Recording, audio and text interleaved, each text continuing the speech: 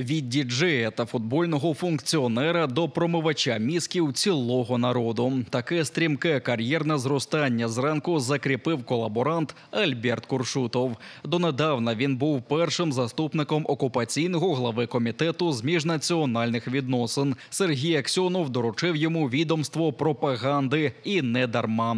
Куршутов ніби сам просився, вигулькуючи з солодкими словами на адресу російських воєнних злочинців. Мы, крымские татары, проживающие на своей родине в Крыму, выражаем полную поддержку внешнеполитическому курсу президента Российской Федерации Владимира Путина, направленному на защиту суверенитета и обеспечение безопасности нашей страны и ее граждан. Мы верим нашему лидеру, верим в нашу общую победу. Минулого року Альберт Куршутов уже робив картинку пропагандистам. Серед інших зрадників заявляв, що кримські татари буцімто підтримують війну проти України та навіть стрибав на лідера народу Мустафу Джемілєва та Меджліс, називаючи всіх, хто проти окупації, брехунами. Впредь никто не имеет права искажать мнение народа и говорить по-другому, иначе. Альберт Куршутов володіє ще й футбольним клубом «Кизилташ». Попри синьо-жовті кольори трибун, ця команда також намагалася відпрацювати пропагандистську комбінацію. Куршутов повіз футболістів до Туреччини, але після протестів України турецькі клуби почали скасовувати матчі з «Кизилташ». Вислужитися перед окупантами тоді не вдалося, але кар'єрні амбіції та політична короткозорість нікуди не поділися.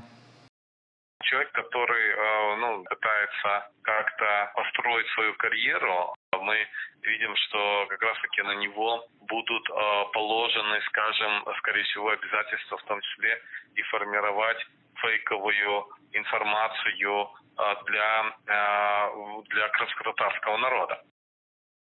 Співпраця з окупантами від невігластва, наголошує Ескендер Барієв. Він обіцяє, що злочинна колаборація з російським режимом не залишиться непоміченою та не забудеться.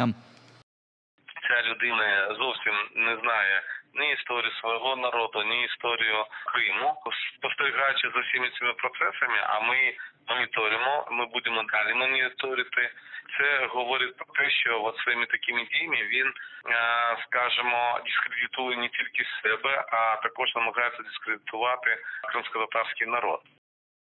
Фахівці Асоціації реінтеграції Криму нагадали, що до окупації Альберт Куршутов був директором низки фірм. При цьому їх бенефіціарами виступали Дельта Нафта, компанія Борис, офшорна компанія Whites FIE Ltd, зареєстрована в Белізі, та навіть особисто Надія Янакі. Це мати зятя найвідомішого комуніста Криму Леоніда Грача.